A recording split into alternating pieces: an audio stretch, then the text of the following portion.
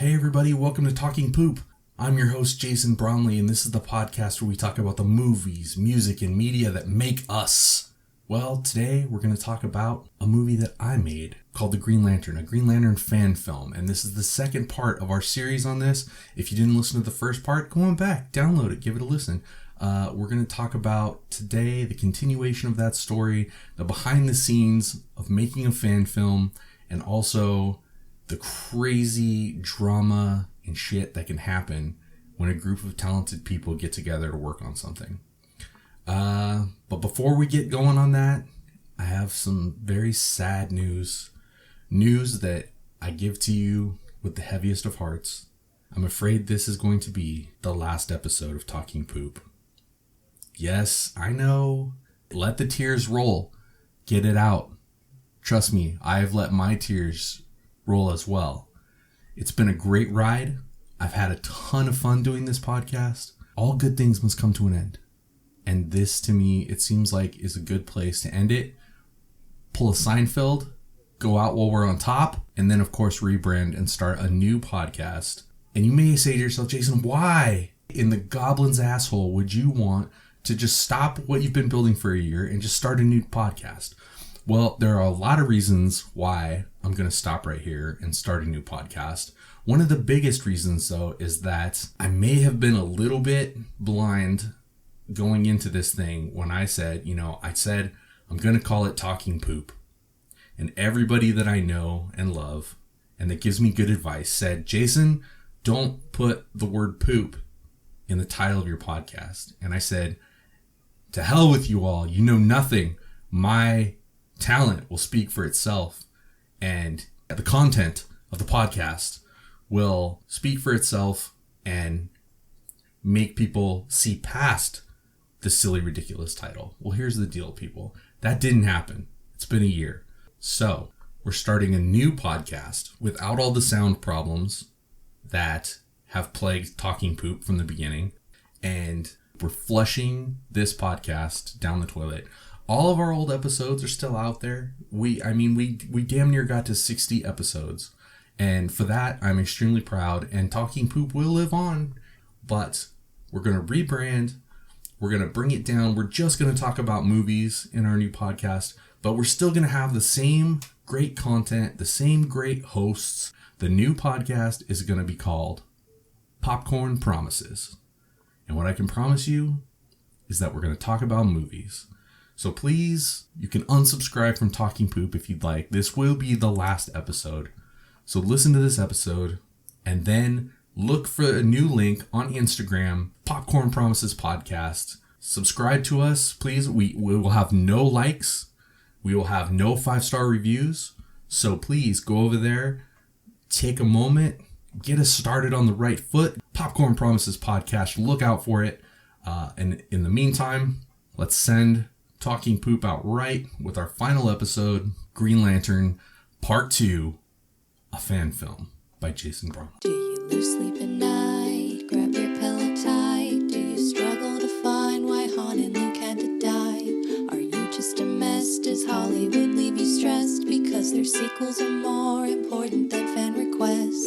Hold on to your chair, cause Talking Poop takes you there. You might have to change into some new underwear. Alright, let's get it started. Normally, when we do a solo podcast, you know how we have to start it. But this is the last episode of Talking Poop. We need to get right to it. We've got a lot of things to talk about. So if you don't have your pants off already, then that's on you, bro. You should know better than to have me talk you into doing it. Just start off sans pants. And going into the new podcast, I'd like to remind everybody, take your pants off before the podcast starts. All right? Okay. So, where we left off last time, we had just finished our first film, 45 minutes long. Not feature length, but not a short film either. And we were on the high horse. When I wrote the script for Green Lantern 1, I did what I always do with movies that I wrote for us to film, which is I only wrote things in that I knew that we could use. So all of the set pieces were like at my house or out in the forest. It was all things that we could use or that we knew we had access to already. I wrote for that. I wrote for the people that we knew. I kept the characters small so that we didn't have too large of a cast.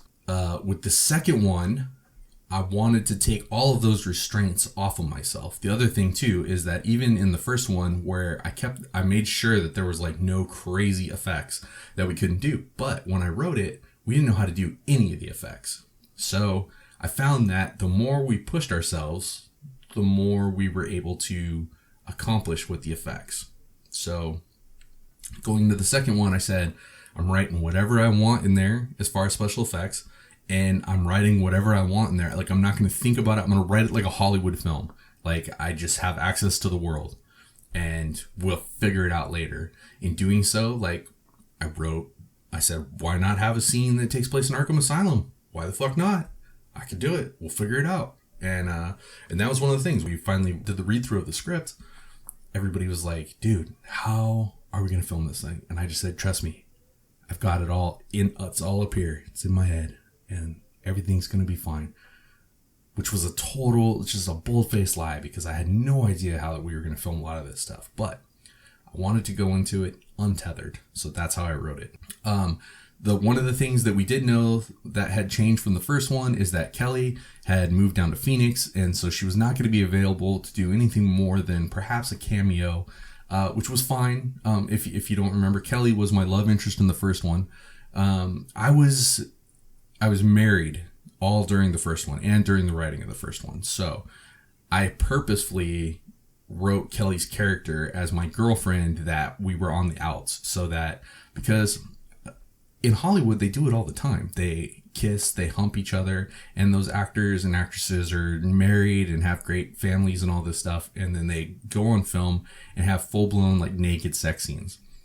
That's all well and good in Hollywood. But when you are on our level, my wife was not going to be cool with me macking on Kelly or any girl for that matter. So we had to figure out a way to have a love story in there without physical contact, essentially. So I wrote the story where we were on the outs. With the second one, I wanted to try to do the same. I knew I wanted to make it more of a romantic story than the first one was, because in the first one, my character Evan is such a douchebag, and he's an alcoholic, and he cheats on his girlfriend, and he's just not a good guy. But in the second one, it takes place a little bit later. Evan's no longer an alcoholic, and he's been the Green Lantern for some time when we meet up with him in the second one. And so I wanted to start over and have a new love interest and try to do it more like I would have liked to have him like have a real romantic kiss at the end. It was essentially what I was going for. And at the time I was like, we'll figure that out when we come to it. I'll cross that bridge when I come to it. I also saw the writing on the wall as far as my marriage went, that there was a very slim chance that I was still going to be married by the end of filming Green Lantern 2, because things were falling apart. We had, I had mentioned we had that 16-year-old niece living with us. Things went bad there. She wasn't, going with the program. So we wound up having to ship her back to her parents. And then we were alone in the house. And when everything was quiet, we realized, oh, we have nothing left to say to each other. So I was doing a lot of filming as a way to get myself out of the house and not have to deal with that whole situation, because things at home were tense. And also, she did not like the fact that I was out filming all the time. She wanted to, she really liked having us in our miserable little house together and to just feel that tension. She just wanted us to be together. I don't know what the plan was there. If she was if she wanted it to get better, or she wanted it to just explode and be done with. Honestly, don't know. We never had that conversation, but it was, things were tense at the house, let me tell you. And she did not like the fact that these guys that I was filming with before, I had this whole group of friends, and we were all friends, and we did the barbecues and all that stuff, and the wife was all involved in all that stuff. Now I was hanging out with these guys that were Sterling's guys, and they were 5 years younger than me. And so she's like, what are you fucking doing hanging out with all these fucking kids all the time? And, I myself have never really gotten along with people my own age, because I'm kind of a kid at heart. So all I want to do is make movies and play video games and talk about comic books and shit. And people my own age weren't into that. Like, people my old age to me seemed weird and old. So I got along great with these dudes, you know, and I was having a blast. And we were filming, and that was the bottom line, is that, like, if I'm filming, I'm happy. So, at the same time I'm writing this story, Sterling is finishing the first one, and I'm seeing the effects that he can do. I'm like, sweet, we're going to push this to the next level. So it comes down to our first read through of the script, where we have almost all of our cast, except for, we have that same problem we always have. We have no females around us at all. So this goes back to Cliff had a girl that he said that he knew that he could get a hold of and that would probably do our stuff. She was all into, like, theater and everything. She had done tons of acting before, and she was, like, totally down to do, like, our film acting stuff. So I'm like, cool, let me just meet this person. As long as she doesn't have a hunchback, she's fucking hired. So one day I'm in my garage, which I had turned into, like, my own little, like, special man place. Some people call it a man cave. I hate that term, but that's pretty much what I was turning this into, because I was kind of, like, slowly moving out of the house and moving into the garage. So, like, I had a TV out there and, like, a futon, and I would just, like, go out there and, like, watch TV and, like, hang out, watch DVDs and shit in my garage, and just hang out in there all the time. So one day I'm hanging out in there. Cliff says, hey, I'm bringing this girl by so you can meet her and see if you guys have any chemistry whatsoever. I'm like, all right, cool. So she comes over. First time I meet her, by the way, this girl's name's Hannah. First time I meet Hannah, I know she's very cute, very good looking. And I'm watching Batman the Animated Series on my TV. And she's like, oh, I fucking love this show. Blah, blah, blah. We start talking Batman Animated Series. So, like, score some points there. Then I'm like, okay, what do you know about comic books? She opens up her purse. She's got a fucking stack of comics that she's just, like, carrying around that she's reading at the time. I'm like, wow, okay, that's pretty impressive. So we start talking about comic books and shit. And she knows about, like, she's, like, down. Like, she knows, like, shit that, like, even my guy friends didn't know. So I'm like, okay, damn, all right, cool. You got the job. You're cool. You're down. You like all the nerdy shit that we like. And you want to film, so we're good to go. You're hired. Congratulations. So that's when things began to go south. So Cliff unburdens his soul to me and tells me that the reason why he wants Hannah to do this movie with us is because he had dated Hannah before and they broke up, but he thought that they were in a really good place to get back together, and that filming and having her around all the time was going to help him get back together with her. Now, Cliff was playing my lead bad guy in the movie. I decided when I was writing the thing that we were going to go full on, like, I wanted a bad guy. We had all just seen Heath Ledger play the Joker in The Dark Knight, and I was like, holy shit, bad guys can be awesome if you just let them be, like, totally out there, not have an agenda. Their agenda is just to, like, create chaos. I was like, that's awesome for a bad guy. So what bad guy can we use that hasn't been used before that we love? Well, as many of you may know, I love the Alice in Wonderland story. So I thought, oh, what we can do is we can take a Batman villain, one that I love from the animated series, and which is the Mad Hatter. We can take the Mad Hatter and have him be our main bad guy, and then that gives us an excuse to up our budget and put Batman in our movie, which I just happen to have, like, a straight up Michael Keaton style Batman costume. And my buddy who I had mentioned earlier, Ryan, who was, like, the Army Ranger, he was getting ready to come back from fireman camp. He was all bulked up and studly looking. I was like, dude, you want to play Batman? He's like, fuck yeah, I want to play Batman. So that was settled. So we had a Batman, we had our bad guy, we had our good guy, we had our love interest. Of course, Logan was coming back as my brother. Matt Plichta, who he played Parallax in the first one, and he was totally down with coming back for the second one, but we knew we weren't going to do the Parallax story. We kind of had, like, in our head, like, a 3-story arc, and we're like, we'll probably bring Parallax back in the third one, but for the second one, let's change the bad guy. Let's have different stakes. And Matt was totally down with that. And he wanted to step behind the camera and do more behind the camera stuff, which we thought was totally cool, totally awesome, because that freed me up to not have to do as much of the camera work behind the scenes. Sterling, I don't know how he felt about Matt doing more camera work, because Sterling was always like the main camera dude. And then Mitch was our buddy who, Mitch, I don't even know how to explain Mitch, but Mitch is like 6'6" and like 300 pounds. He's a behemoth of a man. And he was going to play Tweedledee and Tweedledum in the movie, which I was like, this is freaking perfect. And we were going to do all these like cool split screen effects and all this stuff. We were going to make one person play twins. So that was our main cast. There were a couple of little parts in there, but we were like, we'll fill those in throughout. You know, with all these people now, you people are people that know people, so you wind up realizing that like your pool you have to draw from with each person you add to the main cast, like being able to like pull people in for one day becomes more and more easy to do. So this brings us to the first point in the story where things start getting dark. So this is what happened.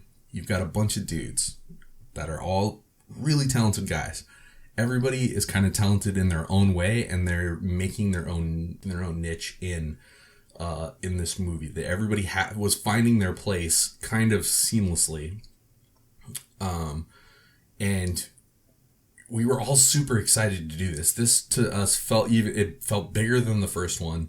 It was definitely more ambitious than the first one, and we were even talking about doing a third one after. Like, this was something that we were going to do. I remember the first thing that happened was we were doing an early read through of the script, and Cliff came to me and was like, what are we going to do with the costume in this one? We should do more with the costume. I agreed. I wanted to make it look cooler because the first one was kind of chintzy put together. So we talked about some things that we could do to improve the costume, and he said, well, maybe we should get like, I don't know, like one of those, like a padded chest or something, like, you know, muscles in the costume. And I was like, so what, motherfucker? Because in the first one, you know, I didn't have any padding. It was just, I pulled Christopher Reeve, man. That was all me underneath. And I didn't realize at the time we were actually, we shot this thing that was kind of like a behind the scenes interview on Green Lantern. And I looked at myself in that and was like, oh, holy shit, I'm starting to get a little bit chubby around the edges. So I decided at that point, like, I was like, no, we've got like 2 months to film.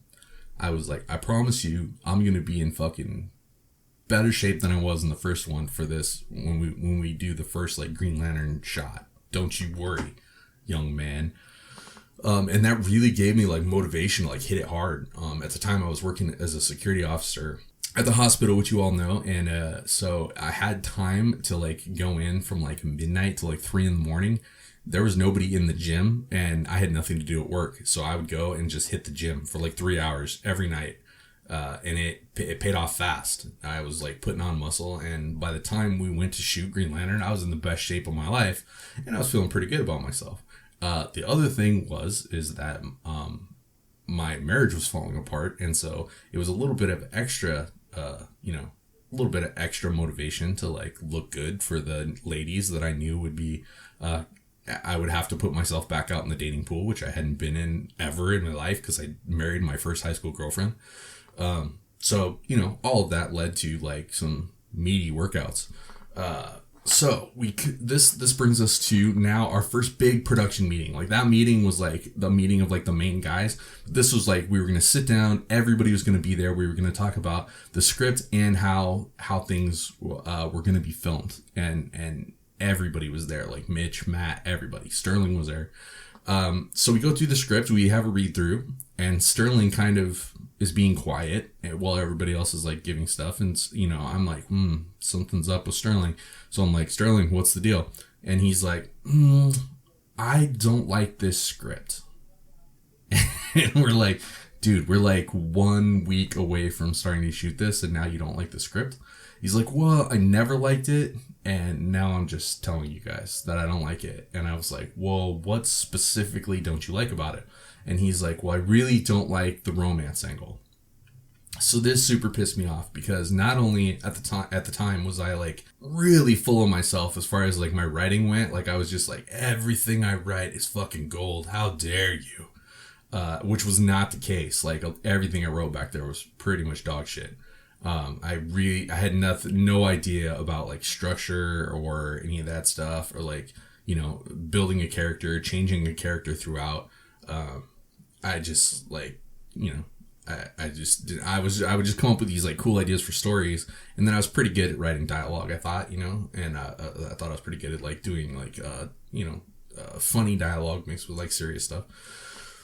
But I digress. That's not the point. The point is that Sterling had a point, and but I was like just offended and like, no, how dare you, sir? And I was like, I think the only reason you don't like the romance stuff is because you've never had a girlfriend before, which is just a fucked up thing to say to somebody. Like, don't ever, you know, do that in a professional environment, or and that doesn't lend itself to creativity at all, you know. So that was not the right thing to say, but that was how it came out. So it instantly, like, everybody's hackles were up and things got super uncomfortable, and I was trying to like explain to Sterling like why things were the way they were and why we were doing them, but he just wasn't having it, you know. He's like, yeah, I don't like it. I think we should like go a totally different direction with the story. But he just didn't have like, the thing that turns me off is I don't like it when somebody's like, well, I don't like this. And you're like, okay, cool. Well, what can we do to make it better? And he's like, oh, I don't know what we can do to fix it. I just don't like it. That drives me crazy, because that's not being productive. That's just being, you know, a terrorist. So after that meeting, it was it was super awkward. Sterling peeled out of there pretty quick afterwards, and the other guys were kind of like hanging around. And I'm like, well, shit, what do we do? Should I go back to the writing board and rewrite this thing? And the other guys are like, no, dude, your script is amazing, and we love every fucking word of it. Later I learned these guys were super good at blowing smoke up my ass about my writing, and that did not help me out in any way whatsoever. If anything, it added years and years to my thinking that my shit didn't stink. Which, you know, never helps in the long run. Always take constructive criticism. Always question praise. Always. So anyway, everybody kind of seemed like they were on the same page, and they were like, okay, so this is how we fix this. We need to fire Sterling. And I'm like, whoa, what? No, we can't fire Sterling. Sterling is the director of the movie. He's the guy, not only the director, he's the editor, and the only guy in this group that knows how to do special effects. So Matt and Cliff tell me, look, dude, he's not the only guy that knows how to do special effects. We just got Sony Vegas, and we're the shit, and we're learning how to do special effects. By the time we get to editing this thing, we can edit it, we can add all the special effects, and guess what? We're not going to put all those bullshit lens flares in there. We're going to make it look awesome. So, I also was thinking, you know what? There was too many lens flares in that first one. And there were things that me and Sterling did argue about. He was always wanting to keep things simple, and I always wanted to keep things more extravagant. So, I took it upon myself. I said, all right, fine. You guys win. I need you guys more than we need Sterling. And basically, they were stroking my ego, and I was like, you know what? They're right. Sterling's always arguing with me about shit. He's always making things harder because he just won't let me have my way. And so let's fire his ass and do it all my way. So here's the other thing. Sterling also had a better camera than I had. So getting rid of Sterling meant we lost a lot of film quality. We lost our editing technique, and we lost the ability to do special effects. But as I said, at the time, these were all kids. I was a stupid kid, and I let ego get in the way, and I said, yeah, we're going to fire Sterling. So I took it upon myself. I said, okay. They were like, okay, let's have another like meeting, and we'll all talk to Sterling. And I was like, no, we can't do that. That's going to be like ganging up on him. Let me go talk to him. I'll tell it to him in a way that it seems like it's in his best interest, to step away from this movie and not to help us with it. So that was exactly the thing I did. I went to him in his mom's basement, sat down with the dude, and we had this coming to Jesus meeting where I talked Sterling into believing that he needed to focus more on his own projects and getting like his Star Wars fan film that he'd been working on this whole time finished. He had a couple other projects that were kind of like in the can that were like half done. I was like, you should focus on those things. You don't even like this movie that I wrote. So how about I'll just film this movie, and you can, go your own way and do your own thing. Spend your time more wisely. So he agrees. He's like, all right, yeah, you're right. I don't believe in this thing. I don't really want to work on it. And so I'm going to go do my own thing. But if you guys need me to do some editing, I'll help you out. I'll help you out with some of the special effects you can't figure out. So I thought that was pretty big of him at the time. And it was pretty big of him, to get essentially fired and then to be like, but I'll still help you guys out. So Sterling was off the project. Matt took over as the director. Matt was coming up with shots. He was super excited about it. He was doing storyboards, going the whole 9 yards. This was like his first shot at that. The problem we ran into with Matt was that Sterling was super sure of himself. Like, he's like, boom, got it. Let's move on. Matt wanted to shoot everything a million different times, and he was taking a really long time with the camera setups because he wanted things to look a certain way. I was just like, we need to fucking hurry up, man, keep moving. We can't work at this pace. Like, I wasn't used to working at a slow pace. I was used to working really fast. So the beginning of Green Lantern 2 starts off with what we couldn't do in the first one, which was I wanted to have this high-speed chase where the superhero is flying through traffic in between cars, and they take this car down. So I wasn't able to do that with the first one. I was like, fuck it, doing it with the second one. So one of the first things we did was we found a little stretch of closed highway that went down behind the mall along the railroad tracks. And it was like a long stretch of road where hardly anybody ever went. And as long as the train wasn't going by, it was pretty much like ours for the taking. And we could drive. We knew we weren't going to need to do like high speed stuff. And so we figured we can get a couple cars on there. We take another car, and we just need a white car. And then we purchased a light bar for like what's on the top of a police car, a digital light bar, mind you, not an actual light bar. So with this digital light bar, we could pretty much put it on top of any car and then track it, and it would look like it was a police car. So we tracked down this piece of shit white car, and we were going to digitally turn it into a police car. We didn't have a policeman on the day that we went to shoot it. So we said, fuck it, we've done this before, we're going to do it again. Logan, you're a police officer. So Logan puts on my security guard uniform. We get him a different badge, and he puts on a really crazy looking fake mustache and big old huge aviator sunglasses. And whether or not he looked like a cop or not, he certainly didn't look like our friend Logan. So that was going to work out perfect. So we put him in the cop car. We get a bunch of their friends to come over and play thugs, but I didn't trust anybody that I didn't know to drive my car, which was going to be, it was a Nissan Xterra, and it was fairly new. So I didn't want anybody fucking up my car. So I had Cliff, who I kind of knew at least, be the driver of the car. And again, we put him in sunglasses and a hoodie and pulled the hoodie up over his head so that he could pose as one of these thugs. And I get in my new Green Lantern costume, which is like full spandex, skin tight. You can see everything. We realized pretty quick we had tried the skin tight pants, like the spandex pants on the first one, and you could see my cock and balls.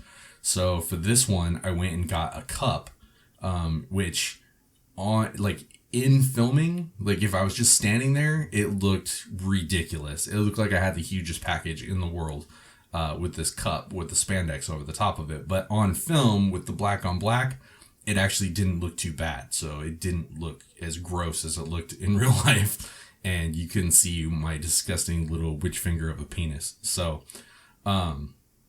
So that worked out. I had the gloves. We found a belt and with a Green Lantern symbol on it. We had a Green Lantern symbol that we put on the shirt, which made it look cooler. And we remade the mask and made the mask look a little bit cooler too. Still couldn't do the spirit gum thing with the mask because the mask was plastic and it just would not stick to my face. And then doing like stunt stuff, I was going to get sweaty and it was just going to come off my face anyway. So that didn't work out. But other than that, it looked pretty fucking cool. So we were ready to go. So we go out there on the day and we're filming on this back road, and sure as shit, there's like a bunch of cars driving up and down this road all of a sudden, which we had never seen it before. We'd scoped it out like 3 times. Nobody. The day we want to film, just like a fucking million people out there. So we start filming. The idea is that we just get a couple shots of the outside of the car, and the best way to do that is we'll just drive with Matt hanging out of the police car, following the Xterra, and get some shots of the guys like hanging out, shooting guns back at Green Lantern. All the Green Lantern stuff would be shot on a green screen, just like we had done the flying stuff before, and then the idea was that Green Lantern was going to fly up to like the driver's side window and talk to the driver and then knock him out with a punch. And we could do all that green screen in my garage safely, but we needed all of the exterior shots, and we needed like a shot of like just driving down the side of that road, watching like the trees and stuff go by, so that we could put that on the green screen later. So what happened is that Matt could not figure out how to stabilize the camera enough to even make a usable shot. Like, we filmed with him hanging out the car, the police car window forever. And I'm like, did you get it, dude? And he's like, yeah, man, I got it. And then we went back and watched it later, and it was just so fucking shaky and fucked up. And like, it looked like he was like filming the road half the time. I was like, what the fuck, dude? You said you had it. And he's like, oh man, I thought I did. So I was super pissed off about that. But I was like, okay, lesson learned. Don't just trust Matt to like have it done. Watch the shit before you leave the area that day. The other thing was, so we're like, okay, we do need some shots of Green Lantern on the car. So I get on the side of the car, and we realized quickly, I was like, okay, it looks like we're driving slow. So we're going to have to drive pretty fast. So if you've ever seen a Nissan Xterra, it's got the roof rack on the top, and then it also has like a step ladder on the side. So I'm standing on the side, I'm hanging on with one hand on the top, and then I'm like hanging down into the car trying to do dialogue. Wind is blowing by me. The boots that I'm wearing they're costume boots. So they have nothing inside of them for like padding or anything like that. And then the bottom of them are just like a slick plastic with a little bit of a heel on it. And so not conducive to like sticking onto the outside of a vehicle that is going down the road at 45 miles an hour. And like the wind is just blowing on my face, and it's blowing in the camera too. So like the sound's all fucked up. All you hear is wind, and my hair is blowing all over the place, and it's just totally fucked up. And then what do we see? The fucking sheriff's department comes around the corner, and I'm like, fuck. So like I literally jump in through the back window onto the laps of these two kids that are dressed like thugs. And I'm like, Cliff, play it cool. And he's just like driving normal, but like we all are dressed up like assholes. And the sheriff's department just drives by really slow and is like looking at us. And I was like, fuck, they're gonna fucking pull us over. They're gonna pull us over. Then you're back. Why is this fucking dude in spandex laying across the lap of two teenage boys? And I was like, I'm going to jail. That's like all there's to it. I'm going to jail. And they cruise by really slow. And then I swear, dude, they must have got a call, because otherwise they would have pulled us over. Because then they fucking went down the road and took off and left us alone. But I was like, all right, I fucking had enough of this bullshit for today. So we're going to cancel this scene, go back, figure out what we did wrong, and then we'll come back and hit it again, maybe more toward the end of the shoot. So that was the end of that. So let's see. In the meantime, we go out and so we go out, we film some date sequences with me and Hannah, where we're trying to do like the meet cute and like be funny. We didn't really have like, I just wrote in the thing like a song plays, and Evan, and her name was Allison in the movie, because she was supposed to be like Alice from Alice in Wonderland. Eventually, the Mad Hatter was going to kidnap her, and we were going to recreate the Mad Hatter Tea Party scene at the end of the movie, which, you know, in your mind, of course, the Mad Hatter Tea Party scene, how hard is that to recreate? Well, fuck, people. It turns into something. So anyway, so me and Hannah are out there, we're filming stuff. We do a little thing where I come up with an idea. I was like, oh, wouldn't it be funny if like Evan goes to like skip a rock we're at this little lake, and I was like, what if Evan goes to skip a rock and then he uses the ring to cheat and make the rock like skip like 40 times? And we're like, oh yeah, cool. So how are we gonna do that? Well, I was like, all right, well, let's do it once where we could probably do it digital, you know, where I just like throw the rock and then we'll like do like some skips across the water digitally. And I was like, that'll probably be easy. But in case that doesn't work, let's come up with some other ideas. So one of the ideas, I think Logan came up with it, was I skip a rock and you see it skip as many times as I could get it, like 5 times maybe. And then he was on the other side of the lake behind a bush, and he fucking skips a rock so that it looks like it kind of like skips and then like flies and then skips at the other side, which actually wound up not looking that bad. I think in the end though, we did find some splashes, and I just digitally added some splashes. We did like, we showed like a close up of me put the ring on, a little flash of green, and then the rock goes. Cool little thing, super simple to do. One of the problems though is that the age difference between me and Hannah, I think, looked pretty apparent on film. Also, I was not like good at talking to girls, so I didn't know how to flirt. So trying to like act and flirt wasn't really my forte. So I wanted to build a set for the Mad Hatter's Tea Party. And I was like, because when we went out and we filmed at Two Guns, not only did I get hantavirus, but we didn't get to plan it ahead of time. I felt like the fight could have been more epic had we had more control over the area that we were in. So my big bright idea was, I have this garage. Every year we turned it into a haunted house, and it was a big garage, so that it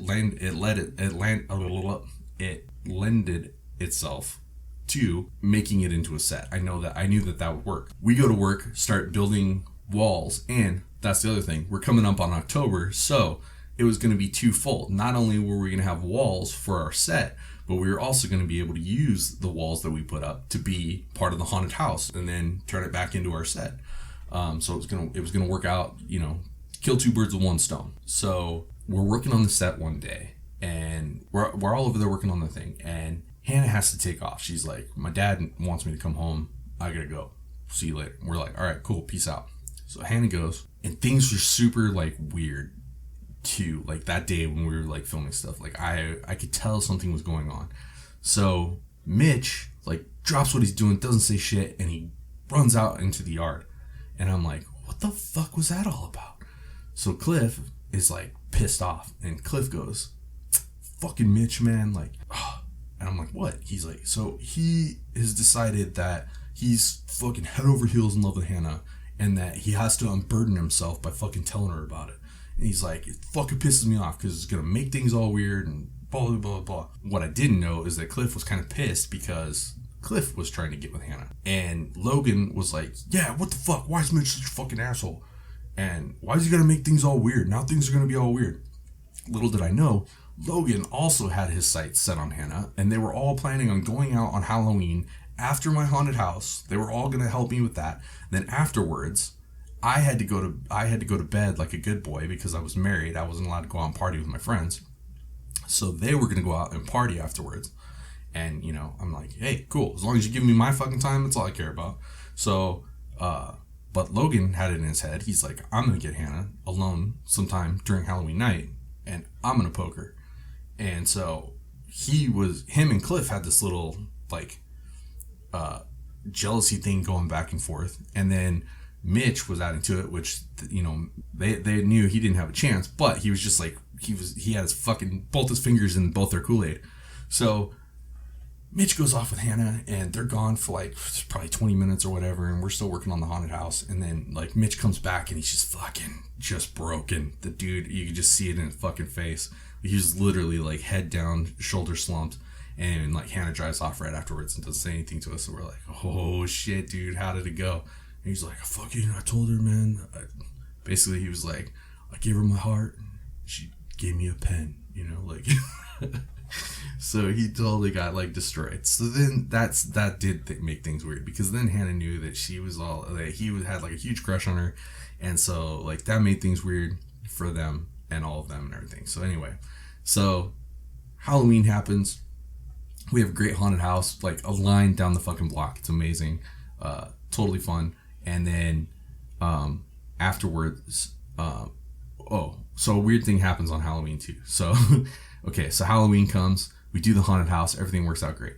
Hannah brings her costume to my house and wants to change up my house, which I thought was kind of strange. But she says, I just want to show you my costume. I'm like, all right, cool, whatever. So Hannah comes out of my bathroom and she's wearing like a very revealing, very sexy costume. And I remember the look on my wife's face when she saw Hannah come out of the bathroom. I probably had a look on my face too. But so she comes out in her costume, and then she's just kind of like hanging out for a little bit. She asked to see some dailies from the movie that we'd been filming, so I had them on my computer. So I'm showing her stuff on the computer. We're sitting kind of close on the couch. Then Logan or whatever comes back, and like they all head out. And I remember my wife being like, "What the fuck was that?" And I was like, "What?" Being like playing stupid, like I totally knew what, but I'm like, "What?" And she's like, that little strumpet is just like all over you, and she's like flirting with you, and that's fucking bullshit. And I was like, whoa, like she's just an actress in my movie, like it's not like that. I was like, she's like dating Cliff and Logan, I don't even know, but like there's nothing going on between me and her. And my wife's just like, okay, yeah, whatever. And I'm like, oh, all right, fuck you, whatever. So that whole thing, okay, so they go out. So I hear the stories of Halloween night and how shit got crazy, and Hannah and Logan hooked up, and I'm doing quotation fingers because I don't know exactly what hooked up means at this point. I don't even know what bases are. Like, what is third base? Like, is that you saw her puss, you felt her puss, you smelled her puss? Like, I don't know. Like, is that a finger in the puss? I don't even know. Or is it just like a booby grab? I don't know. I think that's second base. I don't know the bases. But anyway, I know that something happened on Halloween night between Logan and Hannah, but it didn't go all the way for reasons that I don't even know. I don't care to know to this day.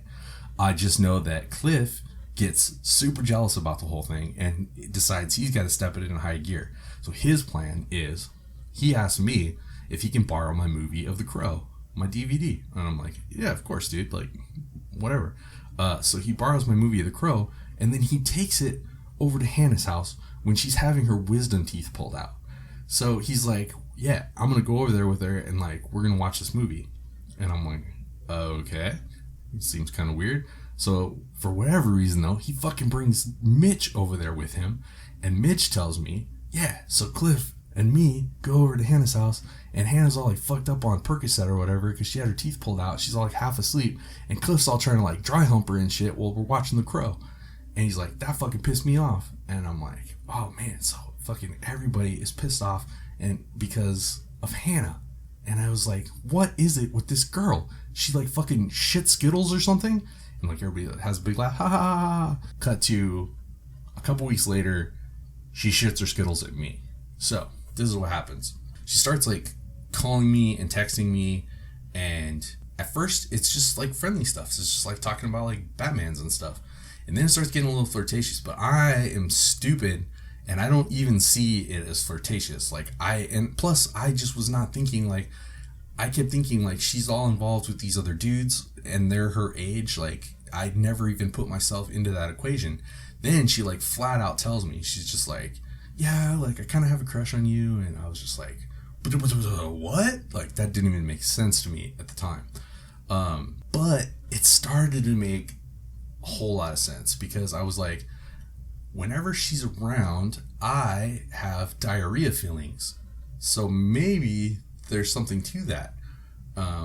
So long story short, me and my wife are completely separated by Christmas. Like we're done. I fucking moved out of my house and I fucking told her, I was like, I want a divorce, which You guys, if you ever want to know what the most unfucking comfortable thing in the world is, it's to have to look at somebody that you've been with for 11 years and tell them, I don't love you anymore and I don't really want to hang around you anymore. When I did that, which was the hardest thing I've ever had to sit down and do in my entire life, she looked at me with a blank face. She then picked up the remote control for the television and chucked it at my face. It hit me in the forehead so hard that the back fell opened up and the fucking batteries flew out. And then she got up and ran in the bathroom and locked herself in there and started crying. This is not a fucking comfortable situation to be in at all. But sometimes you gotta make the hard choices. What would have been better is if I would have done the same thing 5 years earlier when I knew that our relationship fucking sucked. So, if there's anything that you can take away from this, it's that if the Titanic's sinking, get off the fucking ship. It's that simple, people. So anyhow, fast forward to December. We're making this movie as we all have jobs, we all have school, we all have had things that are going on. In the meantime, we're filming when we can on the sides. But we're getting some really good stuff. Again, we were filming with my motorcycle, which I spent a bunch of money to get repaired, and it was working for a while. We shot a sequence where Hannah is on the back of my motorcycle and we're driving. I remember her asking me, so have you ever driven with a passenger before? And I was like, oh yeah, I do that all the time. It's fine. And she's like, okay. So she gets on the back of the motorcycle and I only had one helmet. So I was like, well, all right, well, neither of us will wear a helmet. So she's been around motorcycles her whole life. Her dad was a big Harley dude, and she was not cool with not wearing a helmet. But I was like, we're going to go slow. I'm a fucking professional motorcycle rider. The truth is that my motorcycle didn't run most of the time that I had it. So the only real experience I had was a 2 6-hour classes that I took at the military base on the weekend. That was pretty much all the riding experience I had. And I had never had a passenger on the back of my bike. And it does change the dynamics of riding a motorcycle quite a bit when you have a passenger on the back. So I did my best to fake her out on that one. I did admit to her later, I was like, yeah, I totally was not prepared for that and should not have been driving with you on the back, especially with no helmets on. That was really stupid. But that wound up being a funny thing. What happened with the house situation is that I wound up having to move out of my house. My buddy, my best friend, Ryan, he had just moved in with my wife's best friend into an apartment.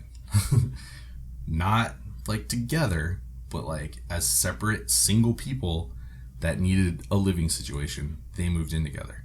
So I now needed a place to stay. And my wife's friend, she loved my house. She was over there most of the time anyway. So we decided, why don't we swap?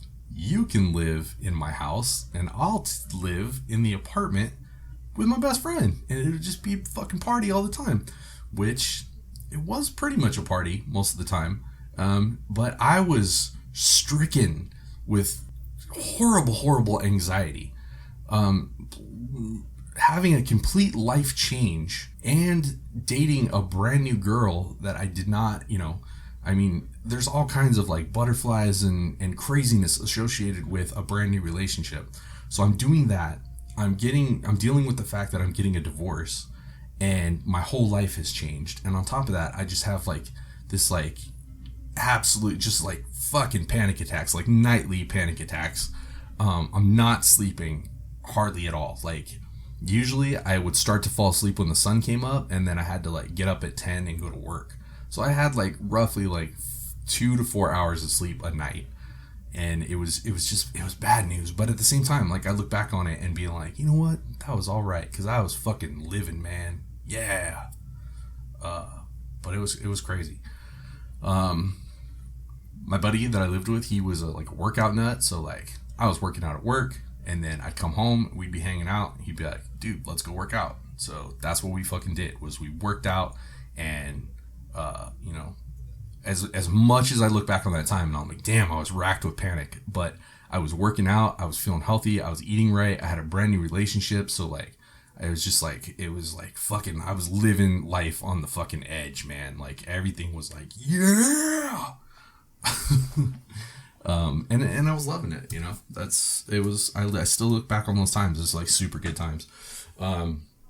So we did a sequence in Arkham Asylum, and what we did was I was like, okay, we'll just get like off the internet like a picture of Arkham Asylum, and we'll just have like we'll put rain over it, some lightning over it, and do a little zoom in. It's gonna look like an establishing shot of Arkham Asylum. We get that, then we cut to the inside, and then I was like, all it needs to be is the Mad Hatter is sitting there. He's in prison. We actually had like the black and white striped suit for like that we bought at like Spirits, and we just set him down at a table. And my idea was to just put a light over this table, so all you see is like the middle of the table, and then you can kind of see the outlines and the shadows of the Mad Hatter, which was Cliff, and he was doing a great job of playing like a creepy, sadistic dude. So Matt comes in as the psychiatrist who's going to talk to him, and they're going to like go over like his case file and everything. And what winds up happening is that Matt gives the Mad Hatter a soda, and he freaking slams it, and then under the table while Matt's talking to him the whole time, he's slowly peeling the tin apart and wrapping around itself, and he's making a shiv essentially. So he's doing all this under the table, and we keep cutting under the table during this conversation. And you can see that while he's being very cool and collected, that he's getting more pissed off about the questions over time. And finally at the end, he grabs Matt by the hair and he pulls him down on the table, and he cuts his face off with the shank. And what we did was I stole a Resuscitation Annie face from work, and we put that over Matt's face, and we just basically like put like Caro syrup blood on the inside of it, and then put that over Matt's face. Matt had a goatee at the time, so we just like painted on a goatee on this thing, and it actually looked pretty good. Like we had a scene where we peel it off of Matt's face, and that actually looked pretty good, but it looked too gross. And we weren't trying to go for like a rated R thing. So what we wound up doing is that Cliff kind of like pulls Matt off the table, and then the disgusting stuff happens off camera, and then Cliff comes up in that like pale light, and he's wearing Matt's face and his suit coat and everything, and then he like strolls out all creepy looking like Matt. And that I fucking love that scene. I always love that scene. I still love that scene. My buddy Ryan was there that night, and so he played a security guard in that scene. He like lets Matt into Arkham Asylum, and that wound up just being like an ongoing thing that we did. Ryan wound up playing 4 parts in this movie when everything was said and done. So the next thing that we did was I said, okay, I already see where we're going with this thing. We'd tried some stuff that was really hard, that didn't come out right. I knew that opening still with the traffic thing. I was like, it's just too intensive. It's not going to work. It's not going to look good. So let's come up with a new opening scene. So again, I'm at Spirit's Halloween store, which is where I spent most of my time in October. I see this, it's like a beanie cap that has a red skull on it. And I'm like, that thing fucking looks cool. And it had like eye holes in it and a mouth hole, so you like pull it down over your entire face, and you had like this red skull, or you could like pull it up, and then it was a beanie cap. So I got that, and I was like, hey Ryan, come on over, buddy, I need you. So we set up this whole thing where we start the movie off where you hear like police sirens and shit, something's going down, and then we had a parking garage that we knew that we could film in, and after 7:00, no one was in that parking garage. So we scouted that thing out all the time, and nobody's around. So we're like, sweet, dude, parking garage fight scene. So that's what we did. We had Ryan dress up in leather and do the Red Skull mask and everything. We didn't even like, Ryan's like, who am I, the Red Skull? Like, what's the deal? And I'm like, no, dude, you're a bad guy, man. Just fucking be a bad guy. Like, you don't have to be the Red Skull. So that's what we did. So we set up we choreographed this whole like fight scene and stuff. I remember they were giving me shit because in between takes I was like doing like sit-ups and push-ups and stuff to like make myself look even like bigger and bulkier. And they're just like, oh, look at Jason, he fucking thinks he's so cool. But we did a bunch of things like crazy stuff. Like there's a scene where we're like, okay, so this dude is going to have either power or fire, like whatever we can make come out of his hands that looks cool. That's what we're going to do. So we were like, so we had established that. We didn't even know what it was going to look like later, but he was like, okay, so he shoots that at me and it hits the Green Lantern and he goes flying back. And I'm like, how can we do a scene where it really looks good, like I'm flying back? So we were like, they came up with the idea. This wasn't even mine. Ryan and Logan were like, okay, what if we take you and we like throw you into the shot and then we can reverse that and make it look like you fly out of the shot. And so we did that, and it took us like 15 takes to get that right, because we kept seeing like Ryan and Logan's hands like throwing me, or like they'd throw me and like they'd arc my ass up too high. So when I came down, I would like come down and like slam on my boots and like my whole spine would compress. And I was like, oh God. So it didn't look cool or dangerous at all. I remember too, we were like, we're going to end the fight where Ryan is going to, he gets his ass kicked and he falls down the stairs. And I was like, I had brought a bunch of shit with us so that we could make a dummy out of the jacket and the pants that Ryan was wearing. We could throw that down the stairs. And he was like, oh, fuck no, dude. Don't be a pussy. Like, if we're going to do this, let's fucking do it. And I had learned on the first one with Logan when we threw him into the ice bank, and almost broke his back, that we were like, yeah, just use a dummy. Like, even if it looks a little wonky, it's not worth somebody getting hurt over. Ryan's like, no, fuck that, dude. We're going to fucking I'm going to throw myself down the stairs. So he did a take, where he kind of pussied it down the stairs, and he was like, wait, no, I could do that better. And the second time he just fucking threw himself down the stairs. And, when you look at it in regular speed, it doesn't look like anything. He just goes down this one flight of stairs and it's just like, oh.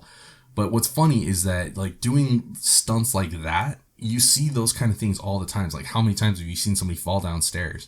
But you don't realize like falling down the stairs is fucking crazy, and you can way hurt yourself, you know. But you've seen people take like wicked falls downstairs in movies before.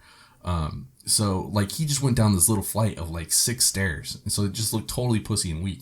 We slowed it down, and then then you can kind of see like, oh yeah, each step is like a painful step down. In each part of his body is just getting racked and hurt like on every step of the way. And at the end, like he just like lays there, and I'm like, okay, cut, perfect. And he's like, oh, I still can't move, bro. Oh, I'm pretty fucked up. So that's what happened there. We know we got this big Batman sequence coming up. And I remember me and him, like he had to work the day that we were going to shoot that. And he was like, dude, the last thing I want to do is fucking come over to your house after work and be Batman. Like, this is a pain in the ass. But we had to do it on a weekday because I worked on the weekends. And I think almost all of us did except for him. He was the only one that had like a real job that was off on the weekends. So we had to do it on a weekday. So he was totally like not having it. We went in my garage to practice the lines because I was like, this shit is important. And we had not talked about Batman voice at this point. I've always been super proud of my Batman voice, and no, I'm not going to do it for you right now. But I have a pretty cool Batman voice, and that comes from years and years of playing with action figures and making gruff voices. Ryan assured me that he could do it on the day, but he wouldn't practice in front of me. Even on the day we're practicing in the garage, he was reading the lines in his normal voice, and he's like, I'm not fucking doing the voice. I'll do the voice when we get there. And I was like, dude, if you can't do it now by yourself with me in the garage, it's going to be really hard to do it when we're out in public with people. But he's like, no, fuck you. I'll do it on the day. He's like, I'm always better on the day. Fuck you, man. So I was like, all right, whatever. So we go out and we don't know where we're going to film our Batman sequence. Ideally, yes, you want to be on the rooftops of Gotham. But in Flagstaff, Arizona, there's no building more than 2 stories high unless you go downtown. And we had already had our downtown experiences where it's tough. You know, nobody's going to let you get on the roof. So this is where I have to hand it 100% to Cliff. Cliff said the highest building in Flagstaff at the time was the Drury Inn, which was a brand new hotel that they had built next to NAU, basically for Like when they have like out of town football games and shit, there was nowhere for anyone to stay. Flagstaff has a height ordinance and a big box ordinance. So like stores can't be huge. They also can't be high, but because it was NAU and they're the biggest shit in town, they were allowed to build however big of a hotel they wanted. So the Drury Inn, I think, is like 8 stories. So Cliff says, dude, we got to film on top of that hotel. And I'm like, there's no fucking way in hell that we're going to be able to do that. And he's like, dude, the worst they can say is no. The worst they can say is no. And I'm like, all right. So we fucking go to the Drury Inn. We've got all of our costumes and shit. Our Green Lantern costume, the Batman costume, like in a box in the back of the car in case this thing doesn't work out. I'm certainly not going to go fucking talk to the guy at the Drury Inn in my Green Lantern costume. So like I walk in the hotel. I'm like, we're outside of this hotel and we're like trying to pump ourselves up. I'm like, all right, yeah, man, just fucking go in there. Just fucking do it. Yeah. And I finally like pump myself up enough to go in there. I walk in there. There's like 2 college girls like in little like suits and like their little bow ties and stuff, like standing behind a very fancy like information desk, and they both like look up at me and smile, and I'm like, nope. And I turned right around and fucking rolled out and was like, I can't do it, you guys. Like, they're not gonna let us fucking film here. This is stupid. Let's just go home. So Cliff is like, dude, I'll fucking handle this. So Cliff fucking marches in there. Sure shit. He comes out and I'm like, dude, they're gonna fucking tell us to get lost. Cliff's like, yeah, dude, get the shit. Like, let's go up there and film. And he fucking talked to the manager. He told him that we were like a film company from Los Angeles. We were up for 1 day and we were going to film on the roof, and that we were doing a Green Lantern film. And it's just so happened that the manager was also like a new dude who didn't yet value his job. And I cannot believe, like, liability wise, if this dude got found out, he would be fired for sure. So, and just liability is crazy. Like, he was not only letting us up on the roof, but we were pushing the envelope and standing on the edge of the roof. In the sequence that we were doing too, it is when like, so the Mad Hatter has kidnapped Allison and he's like taking her away, and Evan doesn't know where she is. He just knows that she's been kidnapped. And he tries to be a superhero and do all the superhero things. He like goes flying around the city and like tries to like, like get the information out of like street thugs and shit. And nobody knows anything about it. So he's like, he's like, I don't know how to be a superhero. God damn it. So he's gone back to drinking. So the idea was Evan is standing on the edge of the rooftop of the Drury Inn and he's getting hammered. And so I actually had real alcohol that I was drinking because I didn't take time to like fill it with apple juice or anything. I just grabbed an alcohol bottle, went up on the roof, stood on the edge of this fucking 8-story roof. Matt went across the way to the other side, and then we used like industrial work lamp lights to like light the roof because it was dark up there. You know, we did this at night. He goes over to the other side, the parking garage actually that we had filmed on before, goes up to the 3rd story, and he's filming me up on the roof, which should have been like the most epic fucking scene in the world. But all you see is barely me because the lights are so fucking bright that we put up there that all you can see is just this like brightly lit like back of me, and then, you know, the edge of the roof. It doesn't look exciting at all. And the manager guy is like, hey guys, like, this is actually really cool. Like, is it cool if I just like hang out here and watch? Like, will that bother you guys? And so like, we didn't want to be dicks because this dude like fucking was making our movie pretty much. So we're like, yeah, man, like, you can hang out and watch. Like, we're all professionals here, you know. But secretly, me and Ryan were like super embarrassed, especially Ryan. Actually, I didn't have to be in the Green Lantern costume at that moment. I was in like my Evan costume, which, funny little side note, every time we see Evan in the movie, he's wearing green. I either had a green t-shirt or a green jacket. We full on did like the Power Rangers thing where like you only dressed in your color. So I'm wearing like a green t-shirt and a green jacket in this sequence. And then Ryan has to be in like the full fucking Batman thing. But he looked great. I mean, we took still shots, and I'll post those on our Instagram if I can find them. I'm gonna have to dig those up. I can probably take them from the movie too, but the scenes of Batman on top of the rooftop were so fucking cool and epic. And I was just like, this is it, man. We're fucking making movies for real now. And so Ryan comes out, he steps into frame for the first thing. It looks so epic. I mean, he has the same mouth as Michael Keaton. So I was just like, we're remaking Batman 89 here. This is amazing. And he walks up and he goes to deliver his first line and he's like, I'm Batman. And I was like, oh, God damn it. He sounded like Christian Bale with hemorrhoids. It was a horrible Batman voice. And the first time he did it, he cracks and he laughs, and it's so funny because, and we actually, I think our DVD has outtakes on it too. I'll have to see if I can dig that up too and put those outtakes up on Facebook. But our outtakes from that night were really good. In the meantime, we're filming this movie. We have this amazing opportunity that a manager has risked his job to let us film on a rooftop, and he's not saying shit about the fact that we're right on the edge of the rooftop. Ryan's in a costume where he can't see, he can't feel his feet, he doesn't know where he's standing. One false step and he would have been off the side. I, on the other hand, am also up on the rooftop. The wind is blowing. I'm drinking real booze and I'm a total lightweight. So I'm like, I'm trying not to swallow it, but like I keep swallowing it. So like I'm getting fucking shit faced and I'm standing up there and I get vertigo anyway from heights. So like as soon as I get up there on the ledge, I feel the wind pushing me and I'm just like, you know, when you're up somewhere high and you're just like, I should just jump. Like I just need to jump. And that's the scariest feeling. You're like, why is my mind thinking that? Don't think that. But you're like, oh, I feel like I'm gonna go over. I should just let myself go over. It's the weirdest fucking thing. But I don't know. Maybe that's just me. Maybe I'm fucked up. I don't know. Write in and tell me, you guys. Like, do you ever, when you're up high on something, do you ever feel like I should just let it go? I should just jump and end it right now. So anyway, so I'm up there. Crazy situation. This dude is risking his job to let us fucking do this, and he gets nothing out of it. And meantime, Cliff and I think it was Cliff and Mitch.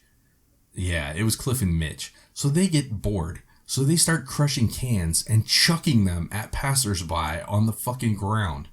I don't find out about this until later. They hit somebody and the fucking person went into the hotel and fucking complained.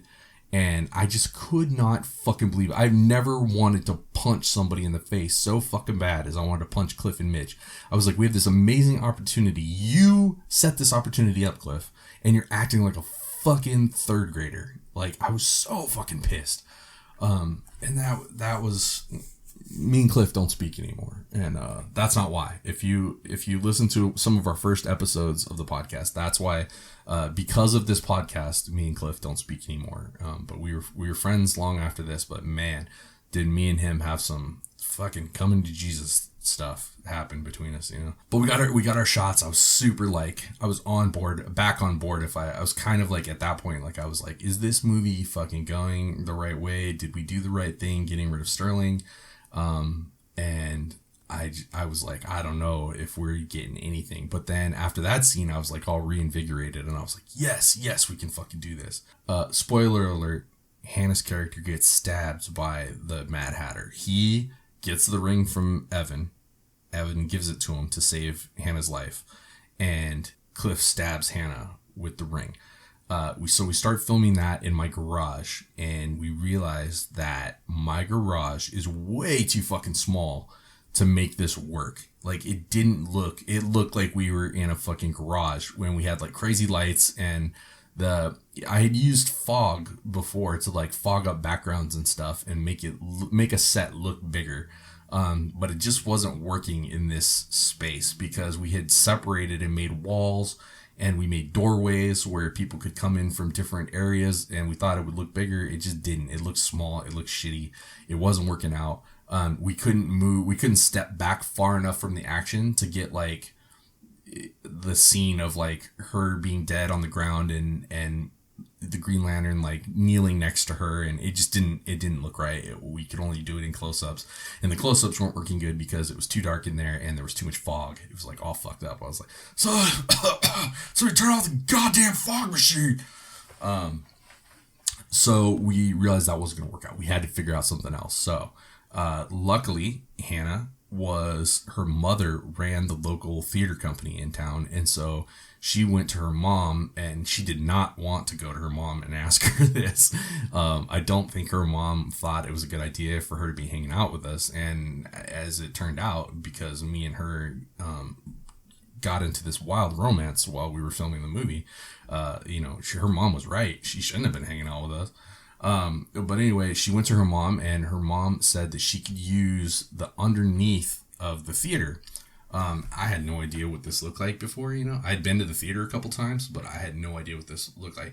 Turns out underneath the Theatricals Theater, is this catacomb of rooms and spaces where they have sets and things, and they have their costumes down there. They have their shop where they make the sets. And everything is all underneath the stage. And then there's also a small stage down there with like some chairs and stuff. And I guess they do like little performances down there. All the walls are painted black.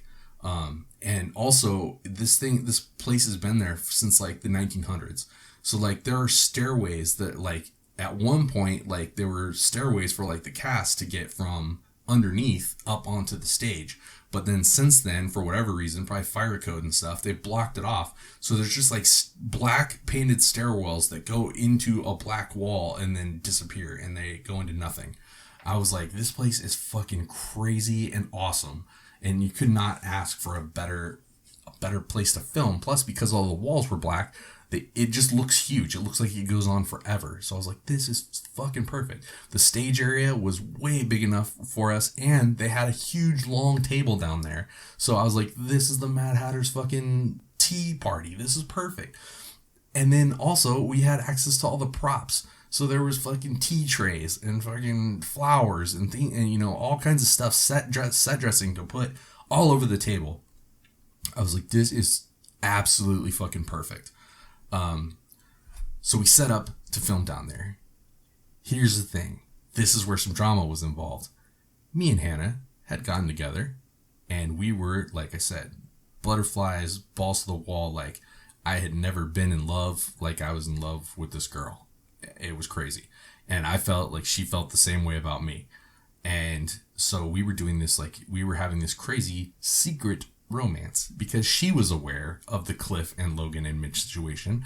I was aware of the Cliff and Logan and Mitch situation. So we decided that the best thing to do would be to keep our romance on the DL, and because if anything, it was just going to fuck up the movie, and everybody was going to be mad, and it was not going to work out. So it already felt like different relationships were cracking and things were starting to get, heated underneath. There was a boiling point for sure, and we just hadn't reached it yet.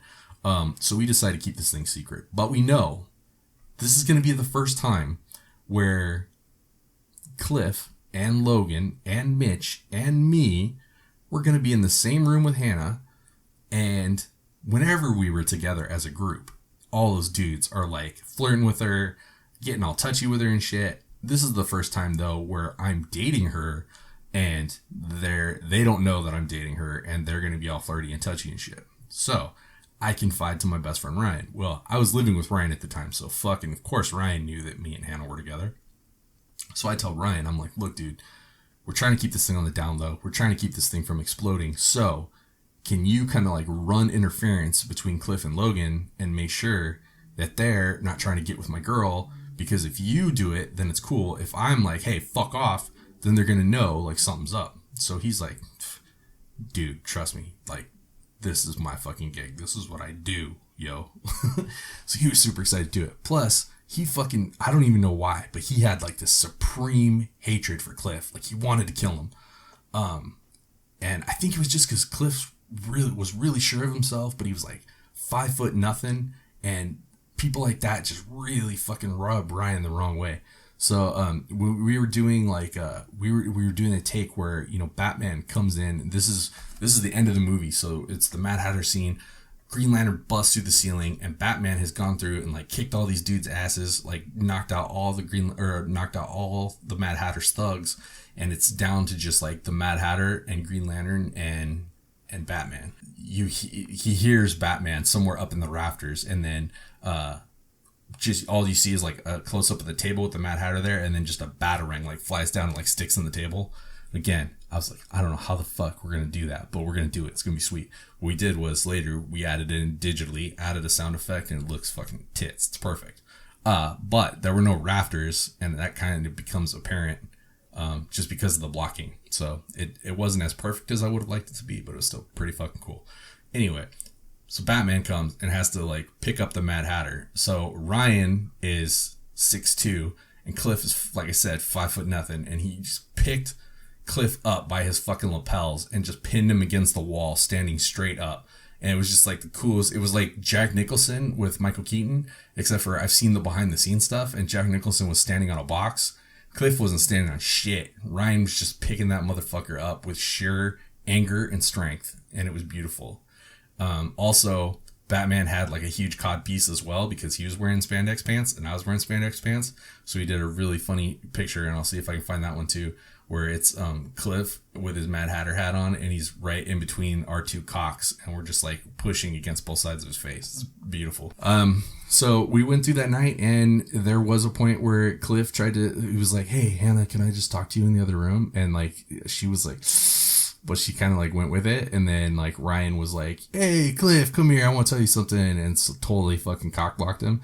And then like right after that, like Cliff comes out of the room and Ryan's talking to him. And I see like Logan like just go in like a hawk. And he's just like, hey, Hannah, can we talk over here in the other room? Just hang out for a minute. And like, fucking Ryan was like, yeah, about that, Logan, I want to tell you this funny fucking joke I heard. And he like put his arm around him and like, you know, stretches or like tenses his arm a little bit, which was just like a little muscle squeeze for Ryan, but for Logan it like almost like cut off all the blood to the rest of his whole body through his neck. So that was amazing. I you know, to this day, thank you, Ryan, because you saved me from getting in fights, and you saved my relationship on that day, which was very good. All right, so this brings us to the mysterious mishap of Mitch and the policeman. We are filming in my garage, and it is time to do a scene where Batman comes out of the rafters and tackles Tweedledee / Tweedledum through the wall. Just fucking takes him out through the wall. So we tell Ryan about this. Of course, he's playing Batman, and Ryan, you know, being the raging roid animal that he is like, fuck yeah, I'm gonna football tackle this motherfucker. Mitch is a huge fucking dude. He's a big guy. And that makes Ryan even more excited. We tell Mitch, Ryan is very excited to do this. And justifiably, Mitch gets nervous. But he says, I'm not gonna wear any padding.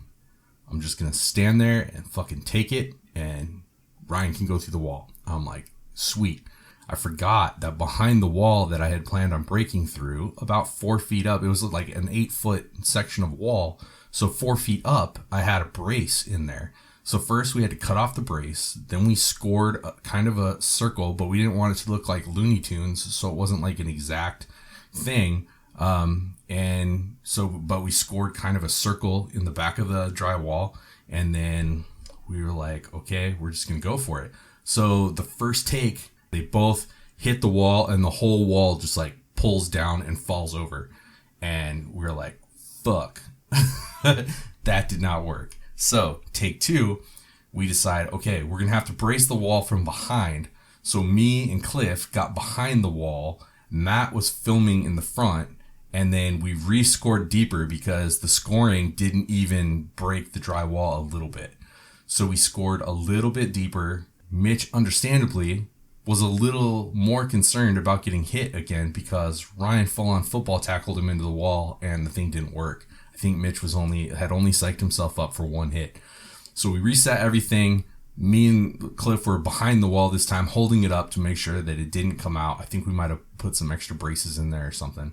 And Ryan was not being forgiving as far as like how hard he was hitting him. Like Ryan was like, I'm not looking at hitting Mitch. I'm looking at putting Mitch into what's behind him.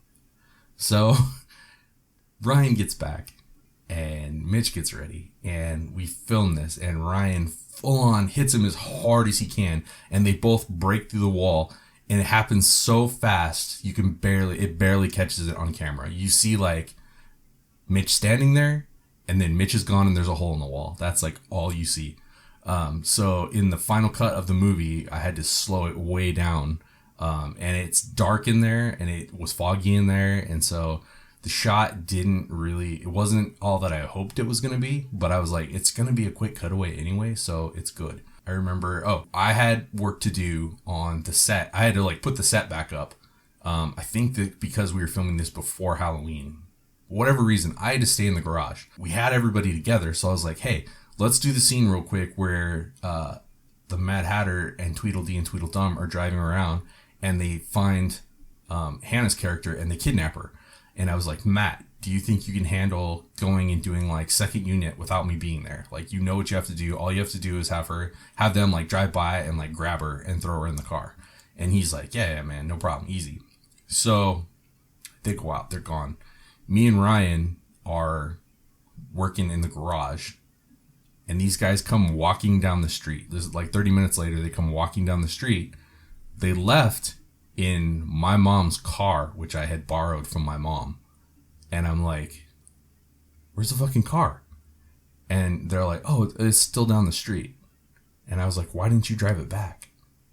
And they were like, oh, well, we thought that we didn't know how you wanted us to film this. So I'm like, what? So you left the car down the street? They're like, yeah, it's just right down the street. So I'm like, okay, that's my mom's car, assholes. Don't fucking leave my mom's car down the street. I'm like, where's the keys? They're like, oh, it's in the car.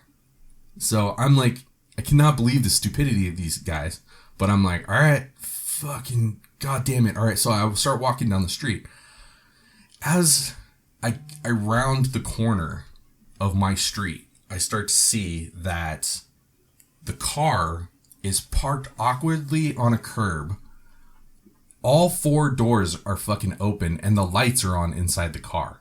And it's just running, parked crooked like that on a curb in front of somebody's house.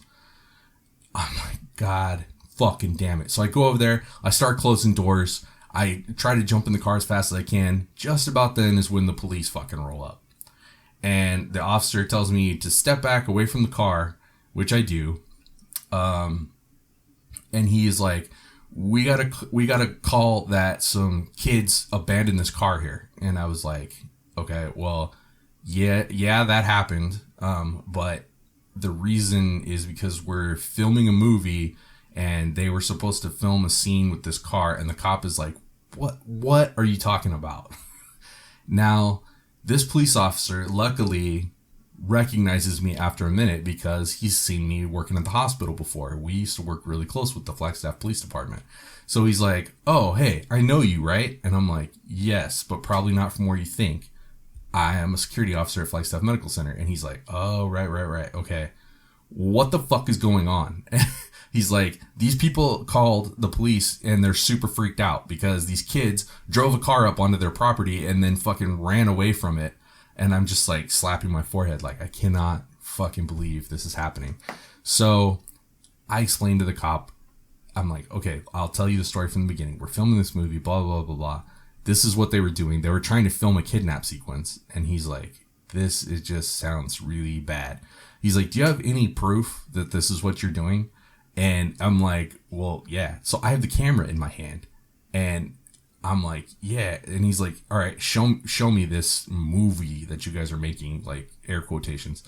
So I'm like setting the camera up and I'm like, okay, I can rewind just a few minutes, but I don't want to rewind too far because before the scene of Mitch getting thrown through the drywall is the ending sequence where Hannah has died and she's dressed up like Alice in Wonderland. I'm in Green Lantern spandex.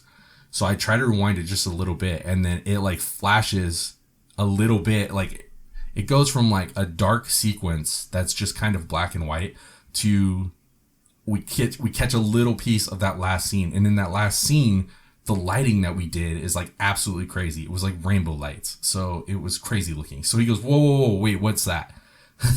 So he rewinds a little bit farther to the point where he starts playing the tape, and it's a video of Hannah in a short little Alice in Wonderland dress tied to a fucking chair with all these like crazy lights and everything, and it's panning up her body.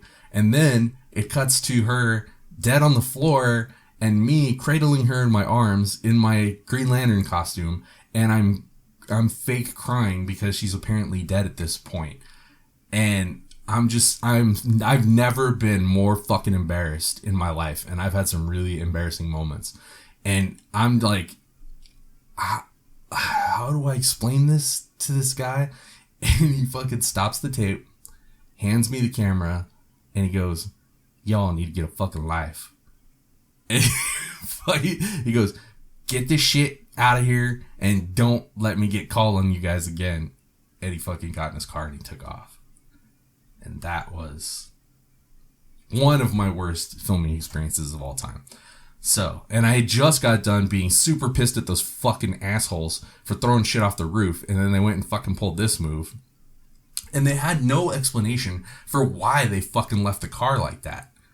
They were just like, I don't know. The only explanation is that they're fucking dumb and that they just don't think about anything.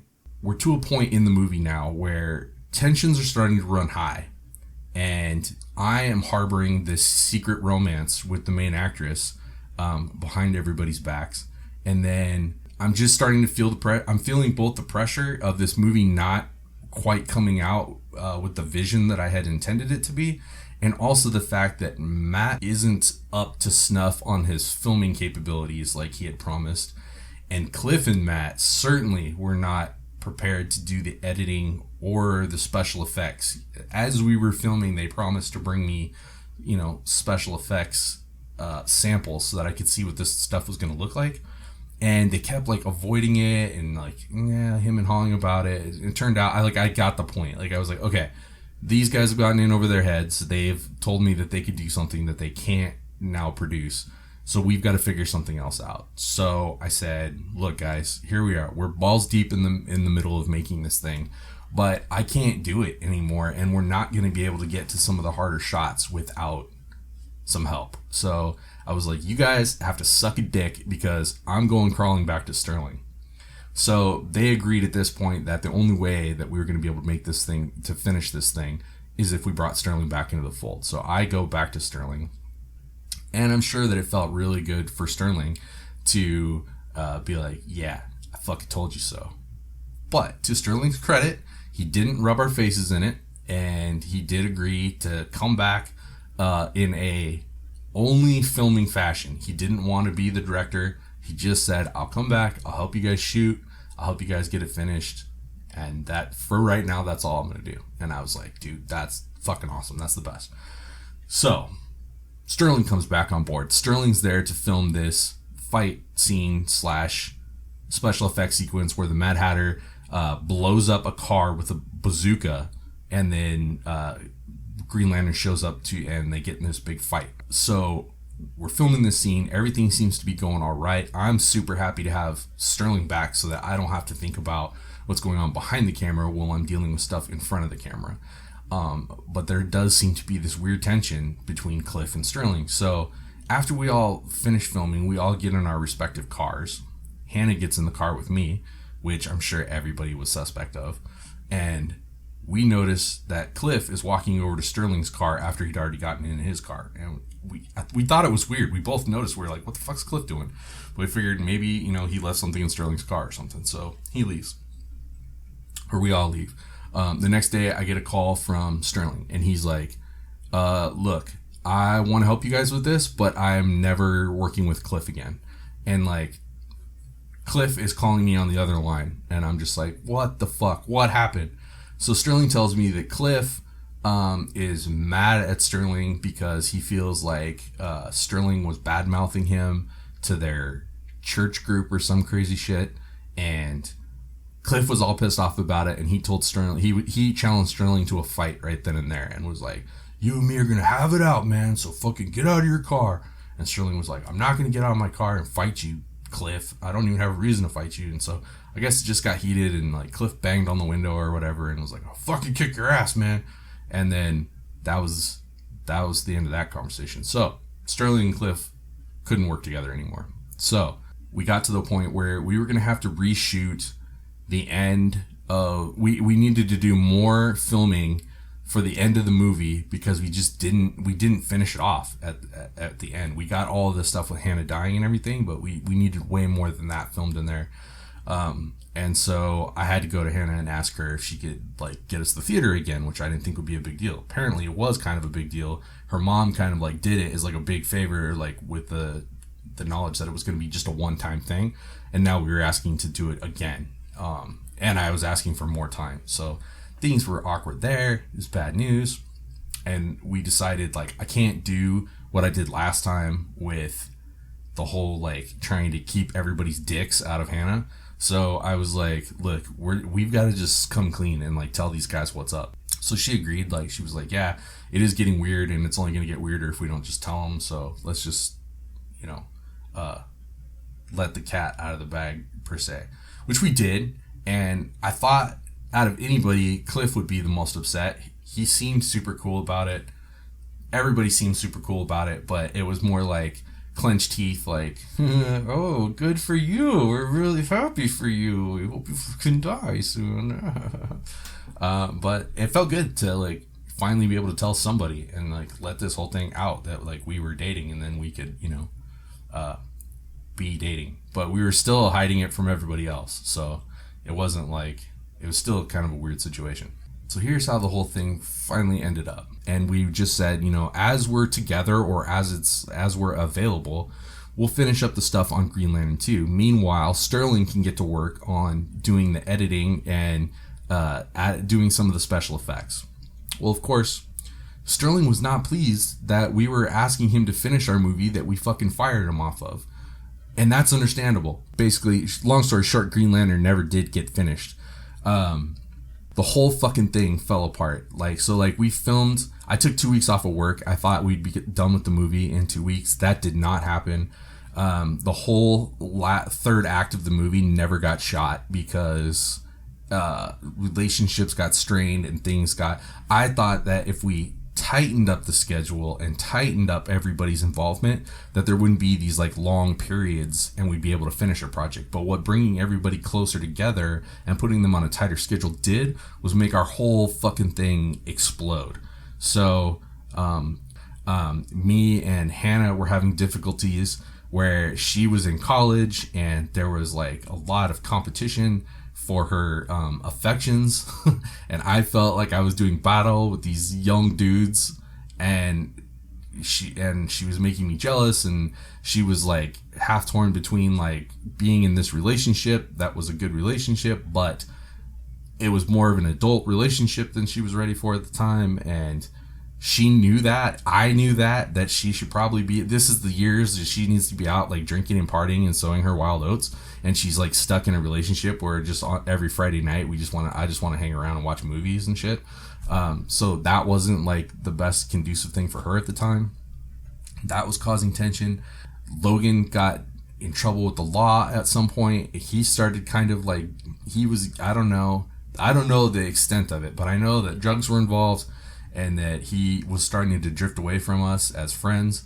And at one point, he had promised me that he was going to be here after like skipping out like 3 weeks in a row. He like promised, he was like, all right, I'm going to be here on this day at this time. Come to my house and we'll fucking film this scene that we need to film. So it was me and Sterling and Hannah, and I think Mitch was there. We all went over to his house to film this sequence, and he fucking wasn't there. He bailed on me. I waited for like an hour. Work was coming up for me, so like I didn't have that much time to finish filming. I get super fucking pissed off, and I threatened to curb stomp him. I left him a message on his phone, like 20 messages on his phone, and called him and texted him like a million times. And then finally, when I realized I was not going to get a hold of him that day, I left him a message saying that the next time that I saw him, I was going to curb stomp him. And just for any of you budding directors out there or producers, this is not the way to deal with an actor, is to threaten to hurt them with physical violence the next time that you see them. So that put a wedge between me and Logan. Me and him like wound up working things out and like kind of solving them, but our friendship was never the same after that. Like we both, for obvious reasons, he couldn't get over it, and I guess I never really got over it either. So things just fell apart there. So me and Logan don't talk to each other anymore. Cliff doesn't talk to me anymore because of things that were said on this podcast by our lovely and talented Alicia Irino, who was his ex-girlfriend. Their breakup went bad, and she came on the podcast and said things about Cliff. Cliff didn't like that. He couldn't believe that I would let Alicia come on my podcast and say bad things about him. And so he bailed on me. He's super pissed at me. Sterling no longer speaks to me anymore either because of stuff that happened when we did our live episode at Comic-Con. So Mitch wound up being like a total creep, and like there was some weird stuff that went on there too, where he was dating another friend of ours, and she said some things about Mitch that I found very hard to believe, but at the same time, like I had to take them seriously and be like, oh, hey, maybe there's something going on with Mitch. And Mitch has fucked me over a couple times too. So let's toss him to the side of the road. And then Matt was like, Matt got to the point where he was like, I'm just fucking wasting my time with all you losers. Like, I'm gonna go do something with my life. And he fucked off to Thailand, and now he like fucking plays with tigers in Thailand and like trains them and shit. He's like a big deal. So haven't heard from Matt in a while either. So, and we gave up. Like we gave up on the movies, the filming, everything fell apart. I moved down to Phoenix, and I met a new girl who wound up becoming my wife, and we were going to start a family together. So we moved down to Phoenix with our first baby, and once I came down to Phoenix, then I started getting the bug again, and I was like, you know what? It's a shame that we got so close on that Green Lantern stuff. I wonder if I could do something to try to like fill in those little gaps that we still have. So I had a couple of friends that I met down here. They were interested. They were like, oh, hey, you used to film movies? That's pretty cool. And I was like, yeah, you guys should come over and we'll fucking do some stuff. So we wind up filling in the gaps the best we could, in the story, using those 2 extra dudes. And then I went to work on the special effects. I had gotten this thing called Action Essentials, and it was like a different, like a bunch of like explosions and light bursts and gun flares and missile launches, all without backgrounds in, so that you could put them over, existing video, and then do simple tracking, not nearly as advanced tracking as what Sterling was doing. But I found that if we did it frame by frame, and I changed the color palette on these explosions and these lens flares and stuff, that I could make them green and make them look like something that would be in Green Lantern. But if you compare the effects in the first movie to the effects in the second movie, they're completely different. They don't match at all. And so the first movie and the second movie don't really match. But you can see where the ambition in the second movie was there in the costumes and the acting and the storytelling. Batman does show up. I totally ganked a scene from the Batman movie and superimposed me in there flying over the Batmobile. There's an entire helicopter fight that was filmed like years later where I barely fit into the Green Lantern costume anymore because I was getting dad bod. And so we were like trying to film flying sequences with me on laying on a stool and kind of teetering on my fattening belly, and trying to do flying sequences with that. And then I got like a digital helicopter and did this whole like flying scene through the city. And it's cool because of the ambition of it all, that we were like, oh, hey, that's pretty crazy that these dudes that have no money are trying to do this crazy helicopter sequence. But when you look at it, it looks pretty fucking shitty. And I admit that. And that's all my fault because I was learning special effects and trying to do pretty hard special effects at the same time. But alas, we did finish the movie. We finished the special effects. And I was able to, it went nowhere, just like the first Green Lantern did. I always thought like, yeah, it'd be really cool to do like show both of these back to back, like at a comic book store or something, or get them out there. But they pretty much were just for my very close friends to have seen. And I think that it's probably at this point, it's best that they just stay that way. But I thought, why not bring them to life a little bit and share them with my very, very close friends the listeners of the Talking Poop podcast. And I thought, what a great way to bring an end to the Talking Poop podcast by talking about these two movies that made me into the man that I am today. But now, I'm afraid it's time. The time you've all been dreading. It's time to say goodbye. Closing time. Time to shut the lights off and go home. I don't know how to sing. I'm not a good singer and I don't really know the words to that song. We'll just break it. I know who I want to take me home. I know who I want to take me home. Take me home. Ladies and gentlemen, it's been a pleasure being the host of the Talking Poop podcast. I want to thank each and every one of my listeners. I want to thank the listeners that have been with us from the beginning. Thank you so very much. I want to thank everybody who joined us along the way. Even if you just joined us on this episode, I want to thank you for listening to the Talking Poop podcast. And I hope that you'll continue to follow us on our new journey to the Popcorn Promises podcast. Ladies and gentlemen, I bid you adieu.